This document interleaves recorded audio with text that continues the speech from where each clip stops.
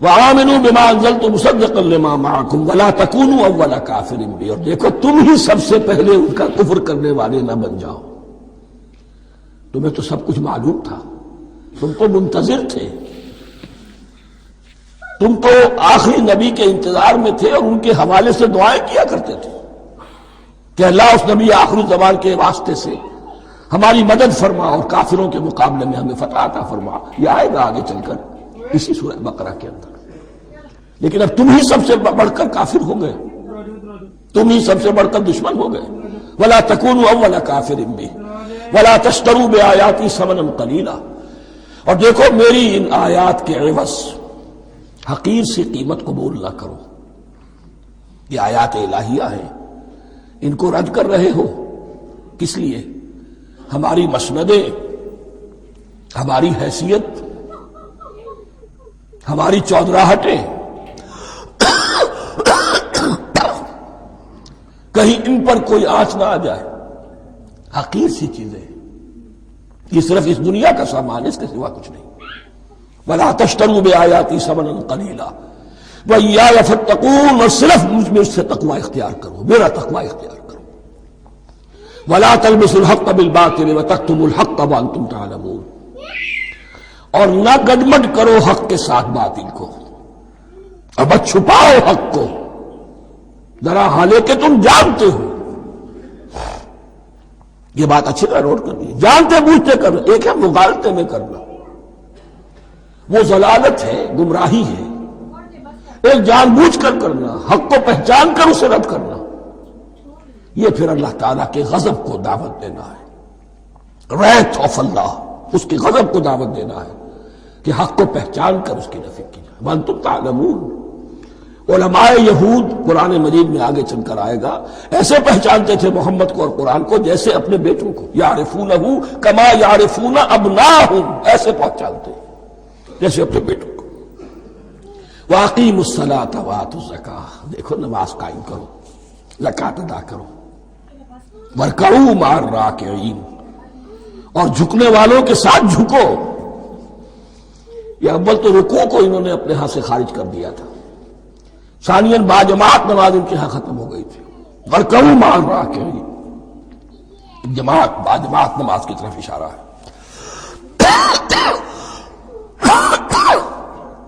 أَتَأْمُرُونَ النَّاسَ بِالْبِرِّ وَتَنْسَوْنَ أَنفُسَكُمْ،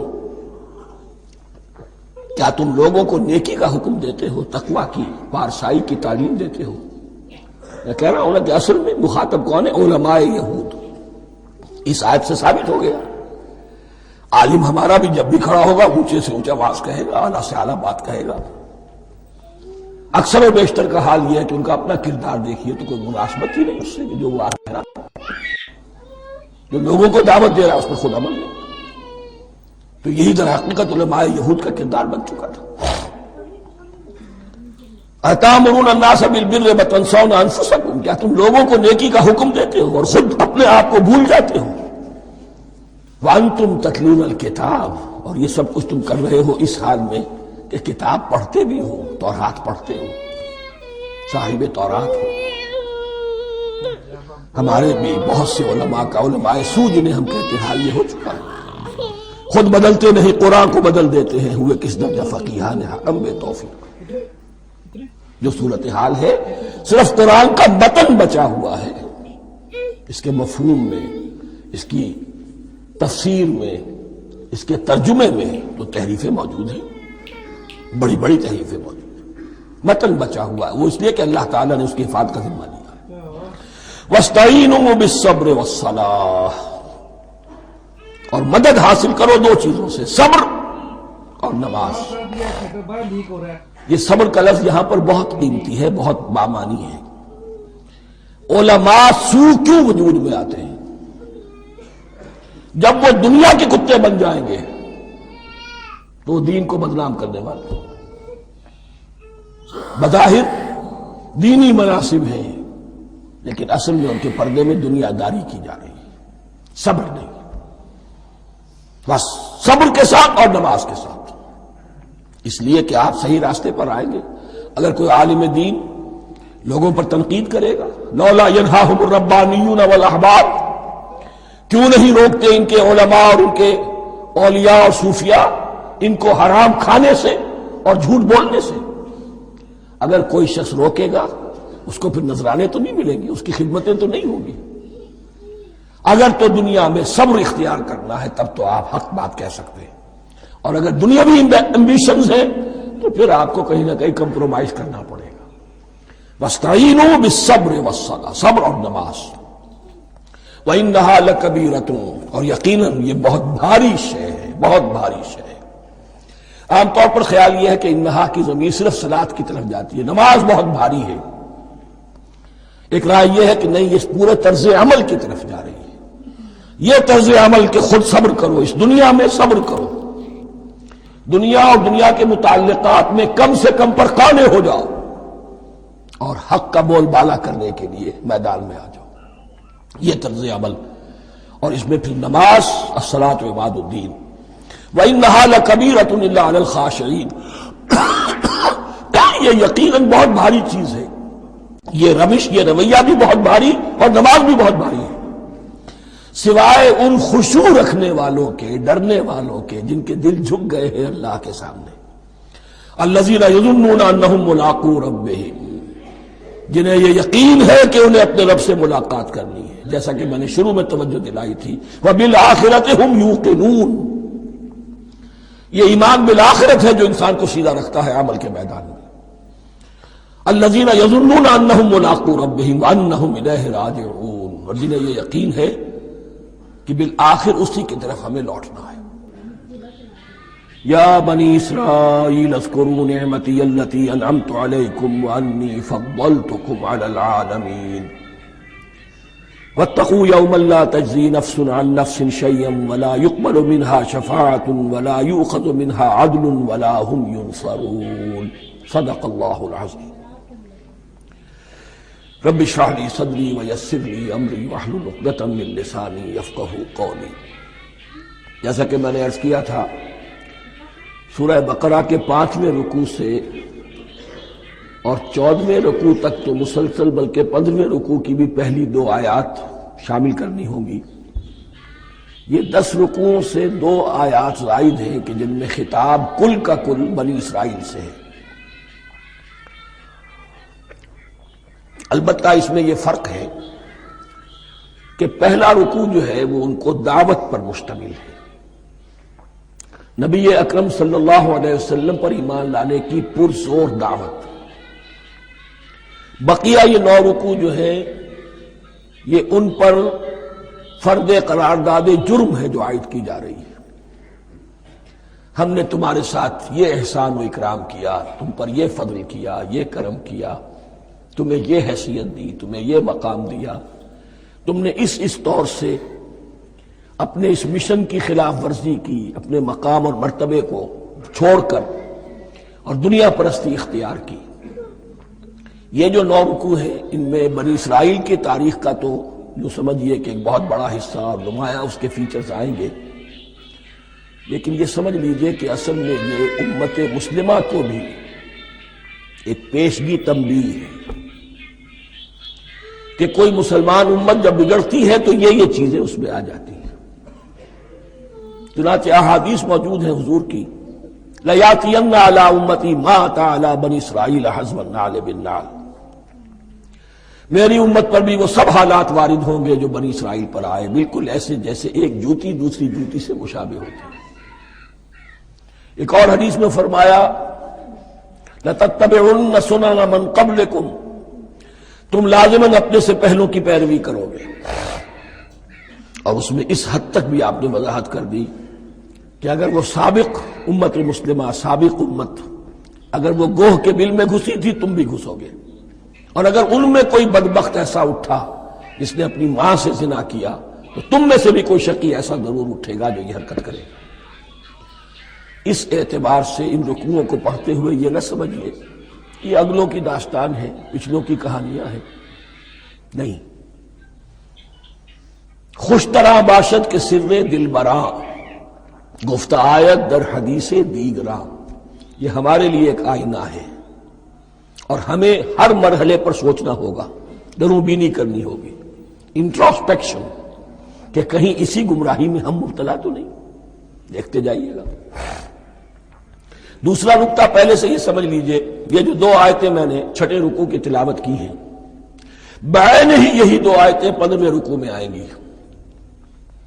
اور اس کو یوں سمجھیے کہ یہ 2 بریکٹس ہیں. 9 رکوعوں کا مضمون ان 2 بریکٹس کے درمیان ہے. یہ 2 آیتیں یہاں سے بریکٹ شروع ہو رہی ہیں، وہ 2 آیتیں ان پر بریکٹ ختم ہو رہی ہیں. بعین ہی وہی آیات. ایک آیت میں تو شوشے کا بھی فرق نہیں، دوسری آیت میں صرف ترتیب بدلی ہے، مضمون وہی ہے. اس کے مابین جو کچھ ہے، اس سے باہر یہ جو 5واں رکوع تھا، اس کے مضامین گویا کہ ضرب کھا رہے ہیں بریکٹ کے اندر کے سارے مضامین سے. یہ حساب کا بہت ہی عام فہم سا قاعدہ ہے. بریکٹ کے باہر کوئی رقم لکھی ہوئی ہے جس کے بعد کوئی زبر، کوئی جمع یا تفریق اگر نہیں ہے تو وہ ضرب کھائے گی. بریکٹ کے اندر جتنی بھی ویلیوز ہیں ان کے ساتھ ضرب کھائے گی. تو گویا کہ ہر قدم پر حضور پر دعوت، ایمان لانے کی دعوت اس پورے معاملے میں موجود ہے. اس لیے کہ اس میں بعض آیتیں ایسی آ گئی ہیں، ایک زیادہ نمایاں ایک کم نمایاں، جن سے کچھ لوگوں کو بگالتا ہوا یا کچھ لوگوں نے فتنہ پیدا کیا جان بوجھ کر. یہ فتنہ ایک بار پیدا ہوا تھا اکبر کے زمانے میں دین الہی کی شکل میں، کہ صرف خدا کو مان لینا، آخرت کو مان لینا اور نیک اعمال کرنا نجات کے لیے کافی ہے، کسی رسول پر ایمان لانا ضروری نہیں ہے. یہ صوفیہ میں بھی یہ فتنہ بہت بڑے پیمانے پر آیا. مسجد مندر ہکڑو نور، مسجد میں اور مندر میں ایک ہی نور ہے، سب مذاہب ایک ہی ہے. سارا فرق جو ہے شریعتوں کا ہے، عبادت کی ظاہری شکل کا ہے، وہ ہے رسولوں سے متعلق. رسولوں کو بیچ میں سے نکال دیجئے تو یہ دین الہی رہ جائے گا، اللہ کا دین. اتنا بڑا فتنہ تھا کہ جب ہندوستان میں سیاسی اعتبار سے، حکومت کے اعتبار سے مسلمانوں کا اقتدار چوٹی پر تھا، کلائمیکس پر، اکبر اعظم، اس وقت یہ دین الہی کا فتنہ اٹھا کہ دین محمدی کا اب دور ختم ہو گیا. وہ 1000 سال کے لیے تھا، 1000 سال پورے ہو گئے، اب الف ثانی ہے، دوسرا 1000 سال ہے، اس کے لیے نیا دین ہے. اسے دین اکبری بھی کہا گیا اور دین الہی بھی کہا گیا. اور اس میں ایک آیت آئے گی جس سے استدلال کیا ہے کچھ لوگوں نے. اس صدی میں پھر یہ فتنہ اٹھا تھا گاندھی کے فلسفے کے ذریعے سے، اور ایک بہت بڑا نابغہ انسان مسلمانوں میں سے، بہت بڑا نابغہ، جینیس، ابوالکلام آزاد، وہ بھی اس فتنے کا شکار ہو گیا. متحدہ قومیت. چنانچہ گاندھی اپنی پرارتھنا میں کچھ قرآن کی تلاوت بھی کراتا تھا، کچھ گیتا بھی پڑھواتا تھا، کچھ اپنشدوں سے، کچھ بائبل سے، کچھ گرو گرنتھ سے. معلوم ہو یہ سب ٹھیک ہے، سب ایک ہے، سب لوگوں کو ایک ہونا چاہیے، ایک قوم ہونا چاہیے. مذہب تو انفرادی معاملہ ہے، کوئی مسجد میں چلا جائے، کوئی مندر میں چلا جائے، گردوارے میں چلا جائے، کوئی چرچ میں چلا جائے، کوئی سینیگاگ میں چلا جائے، کیا فرق واقع ہوتا ہے؟ اس کا توڑ یہی ہے کہ سمجھ لیجئے یہ جو 7 آیتیں ہیں 5ویں رکوع کی، یہ ہے بریکٹ کے باہر، اور یہ ضرب کھا رہی ہے مسلسل. اس بریکٹوں کے درمیان جتنی بھی مضمون آ رہا ہے وہ سب ان کے تابع ہوگا. گویا کہ جہاں تک حضور پر ایمان لانے کا معاملہ ہے وہ انڈرسٹوڈ سمجھا جائے گا، مقدر سمجھا جائے گا ہر مرحلے پر ان 2 بریکٹوں کے مابین. اب چلیے بسم اللہ. یا بنی اسرائیل اذکروا نعمتی التی انعمت علیکم وانی فضلتکم علی العالمین. اے اسرائیل کی اولاد، یاد کرو میرے اس انعام کو جو تم پر ہوا. اس کی وضاحت میں کر چکا ہوں، لیکن یہاں جو الفاظ آ رہے ہیں بہت زوردار. وَأَنِّي فَضَّلْتُكُمْ عَلَى الْعَالَمِينَ.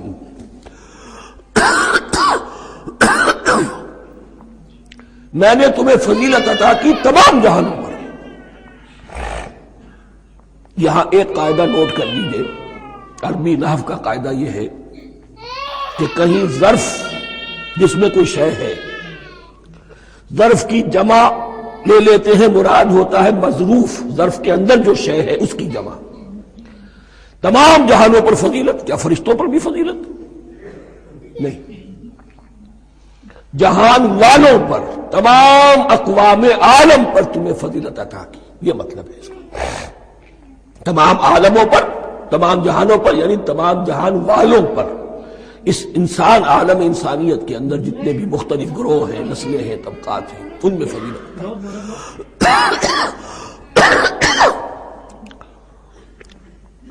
واتقوا یوما لا تجزی نفس عن نفس شیئا، میں عرض کر چکا ہوں، اب تیسری مرتبہ پھر عرض کر رہا ہوں، اصل شیخ آخرت، محاسبہ آخرت، یہ مستحضر ہوگا تو انسان سیدھا رہے گا۔ کس میں کمزوری آ جائے، ضعف آ جائے، تو باقی ایمان باللہ، ایمان بالرسالت، یہ نہ معلوم کیا کیا شکلیں اختیار کر لیں۔ دیکھیے اس آیت کے اندر 4 اعتبارات سے محاسبہ آخرت کا زور ہے۔ واتقوا یوما، ڈرو اس دن سے، لا تجزی نفس عن نفس شیئا، جس دن کوئی جان کسی دوسرے کے کام نہ آ سکے گی، ولا يقبل منها شفاعہ، اور نہ کسی سے کوئی سفارش یا شفاعت قبول کی جائے گی، کیٹیگوریکل ڈینائل، ولا يؤخذ منها عدل، نہ کسی سے فدیہ قبول کیا جائے گا، ولا هم ينصرون، اور نہ انہیں کوئی مدد مل سکے۔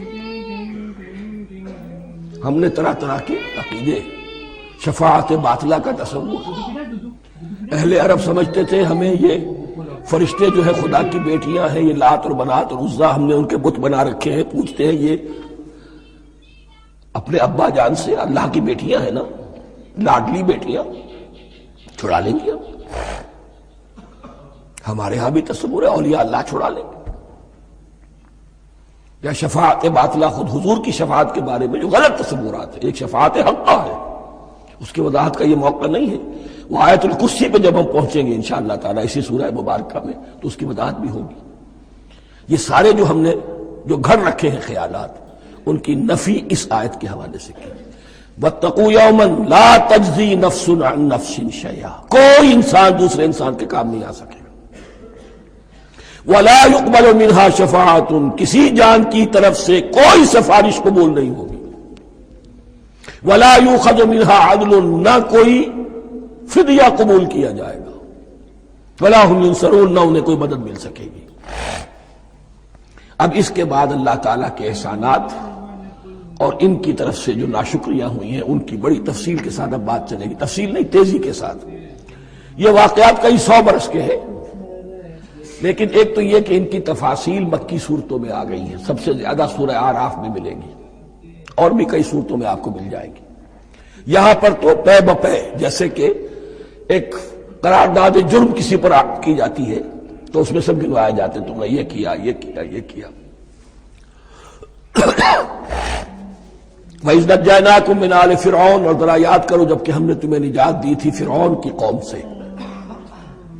یسومونکم سوء العذاب، وہ تمہیں بدترین عذاب میں مبتلا کیے ہوئے تھے۔ یذبحون ابناءکم ویستحیون نساءکم، تمہارے بیٹوں کو ذبح کر ڈالتے تھے اور تمہاری عورتوں کو زندہ رکھتے تھے۔ عورتیں تو پھر ان کے کام آتی تھی، گھر میں کام کاج کے لونیاں بنتی تھی، گھروں میں ڈال دیتے تھے، لیکن لڑکوں کو، اور یہ 2 موقع پر ہوا ہے بنی اسرائیل کے ساتھ، یہ بعد میں انشاءاللہ اس کی تفصیل آئے گی۔ وَفِي ذَلِكُمْ بَلَاءٌ مِّن رَبِّكُمْ عَظِيمٌ، اور یقیناً اس میں تمہارے رب کی طرف سے تمہارے لیے بڑی آزمائش تھی۔ وَإِذْ فَرَقْنَا بِكُمُ الْبَحْرَ، اور یاد کرو جب کہ ہم نے تمہارے لیے سمندر کو پھاڑ دیا یا دریا کو پھاڑ دیا۔ یہ ایک مختلف فی بات ہے کہ کس جگہ سے کراس کیا تھا بنی اسرائیل نے ایجپٹ سے سینائی پیننسولا آنے کے لیے، جزیرہ نما سینا میں۔ ایک رائے یہ کہ دریائے نیل کو کراس کر کے گئے ہیں، لیکن یہ بات غلط ہے، دریائے نیل تو مصر کے اندر ہے، وہ کبھی بھی مصر کی حد نہیں بنا۔ اسی کی رائے یہ ہے کہ جو خلیج سویز ہے، بحر قلزم جو ہے، ریڈ سی، وہ اوپر جا کر 2 کھاڑیوں میں تبدیل ہو جاتا ہے، خلیج عقبہ مشرق کی طرف اور خلیج سویز مغرب کی طرف، اور ان کے درمیان میں یہ سینائی پیننسولا جو ہے یہ تکون ہے، جیسے ہندوستان بھارت تکون ہے، ایسے یہ پیننسولا ہے، انڈین پیننسولا، سینائی پیننسولا۔ اور یہ سویز کینال تو بعد میں بنی ہے. خلیج سویز اور میڈیٹرینین بحیرہ روم کے درمیان یہ کچھ چھوٹی چھوٹی، اگرچہ چھوٹی تھی سمندر کے لحاظ سے، بہت بڑی بڑی جھیلیں تھیں، اور ان جھیلوں ہی کو پھر جوڑ جوڑ کر درمیان میں جو خشکی تھی اس کو کاٹ کر سویز کینال بنائی گئی ہے. تو اب تو یہ مسلسل ایک رابطہ ہے، لیکن معلوم ہوتا ہے کہ یا تو خلیج سویز کو کراس کیا ہے حضرت موسیٰ علیہ السلام نے، اور یہی میری رائے زیادہ یہی ہے، اس لیے کہ کوہ طور جو ہے وہ اس پیننسولا کی ٹپ پر ہے، نیچے ہے یہاں، جہاں پر بھی ان کا قیام رہا اور جہاں پھر حضرت موسیٰ کو 40 دن کے لیے کوہ طور پر بلا کر اور پھر انہیں تورات دی گئی. تو معلوم ہوتا ہے کہ جو خلیج سویز ہے اسے کراس کیا ہے. کراس کس طرح کیا ہے کہ حضرت موسیٰ کے عصا کی ایک ضرب سے سمندر پھٹ گیا. فَكَانَ كُلُّ فِرْقٍ كَالطَّوْدِ الْعَظِيمِ، دونوں طرف چٹانوں کے مانند پہاڑ کی طرح جو ہے وہ سمندر کھڑا ہو گیا، اس کے راستے میں سے یہ نکل گئے. اور پھر جب فرعون اور اپنا لشکر لے کر جب آیا ہے، اس نے سوچا ہم بھی نکل جائیں، وہ غرق ہو گئے، اس لیے کہ دونوں طرف کا پانی آپس میں مل گیا. یہ تھی کیفیت، اور معجزانہ کیفیت تھی. یہ کوئی فطرت کے یا نیچر کے اصول کے مطابق بات نہیں تھی، اور میں عرض کر چکا ہوں، آپ کو بتا چکا ہوں معجزہ کسے کہتے ہیں. وَإِذْ فَرَقْنَا بِكُمُ الْبَحْرَ فَأَنْجَيْنَاكُمْ، جب ہم نے تمہارے لیے یا تمہارے ساتھ سمندر کو پھاڑ دیا، تمہارے لیے، تمہارے گزرگاہ بنانے کے لیے، تو تمہیں تو نجات دے دی. وَأَغْرَقْنَا آلَ فِرْعَوْنَ وَأَنْتُمْ تَنظُرُونَ، اور تمہاری نگاہوں کے سامنے فرعون کے لاؤ لشکر کو غرق کیا، تم دیکھ رہے تھے. یہ گزر چکے تھے، اس ساحل پر کھڑے ہیں، ادھر سے یہ داخل ہوئے ہیں اور پانی دونوں طرف سے آ کر مل گیا اور یہ غرق ہو گئے.